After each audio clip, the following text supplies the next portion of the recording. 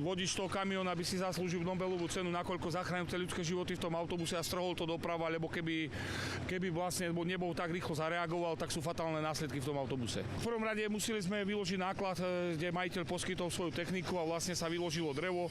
Následne bol vytiahnutý kamión, ktorý bol mimo cesty. Ďalej pokračovalo to, že sme vlastne na krajnicu si odtiahli autobus a bude následne naložený na podval. Pomôžeme cestárom očistiť vozovku a budeme sa to snažiť čím prv sprejazdiť.